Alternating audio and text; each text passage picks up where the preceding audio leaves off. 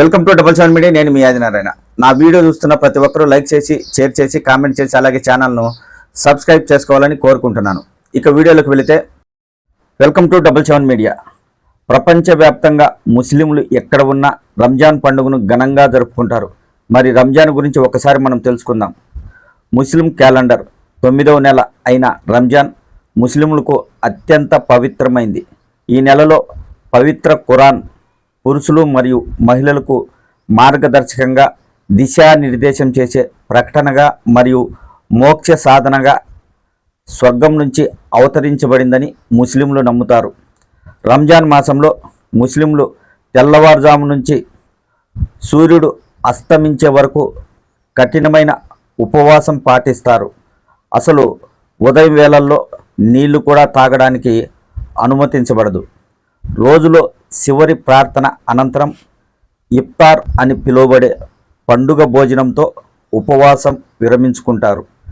రంజాన్ మాసంలోని 27వ రోజు సాయంత్రం ముస్లిం సోదరులు లయత్ ఆల్ కదర్ అనే ప్రత్యేక రాత్రిని పాటిస్తారు. దీనిని శక్తి రాత్రి అని కూడా పిలుస్తారు. మహమ్మద్ మొదట ఈ రాత్రి పవిత్ర ఖురాన్ను అందుకున్నాడని ముస్లింలు నమ్ముతారు. రంజాన్ పర్వదినం అంటే శుభవేళ, ఉత్సవ పండుగలు అని ఆ ప్రజల జీవనంలో భాగమై మన జాతీయతకు, సంస్కృతి వికాసానికి దోహదం చేస్తాయి. అన్ని మతాల పండుగల వెనుక ఒక సందేశం దాగి ఉంటుందనే విషయాన్ని మానవాళి గుర్తించాలి. రంజాన్ మాసంలో అందరూ ఒకే చోట గుమిగూడి రోజు ఉపవాసం ఆచరించే మహాభాగ్యం కలగజేసి మానవుల మార్గదర్శనం కోసం, సమాజంలో విలువల విస్తృతి కోసం పవిత్ర ఖురాన్ గ్రంథం అవతరింపజేసినందుకు దైవానికి కృతజ్ఞతలు సమర్పించుకుంటూ ముస్లింలు నమాజ్ చేస్తారు. రంజాన్ మాసంలో మరో ముఖ్యమైన విశేషం ఉంది. ఇది చాలా ప్రత్యేకత అని చెప్పవచ్చు. ఎక్కువ దాన ధర్మాలు చేయడం.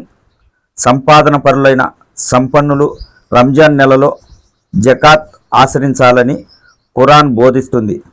తమ సంపాదనలో కొంత మొత్తాన్ని పేదలకు దానం చేయడాన్ని జకాత్ అంటారు. ప్రతి ధనికుడు తన సంపాదనలో కొంతైనా ధన వస్తు రూపంలో నిరుపేదలకు దానంగా ఇస్తారు. ఎందుకంటే పేదవారు కూడా అందరితో పాటు పండుగ జరుపుకొని సంతోషంగా ఉండడానికి ఈ జకాత్ ఉపయోగపడుతుంది. ఏది ఏమైనా ఇప్పుడున్న సమాజంలో చాలా వరకు కులమత భేదాలు తగ్గాయని చెప్పవచ్చు. తెలుగువారి పండుగలు జరిగినా, ముస్లింల పండుగలు జరిగినా కులమతాలతో సంబంధం లేకుండా ఒకరికొకరు కలిసిమెలిసి పండుగ సమయాలలో భేదాభిప్రాయాలు వదిలేసి ఒకరింట్లో ఒకరు భోజనాలు చేసే సంప్రదాయం రావడం ఏకత్వంలో భిన్నత్వానికి నిదర్శనంగా చెప్పవచ్చు. ముస్లిం సోదరులు రంజాన్ పండుగ సంతోషాలతో ఘనంగా జరుపుకోవాలని కోరుకుందాం.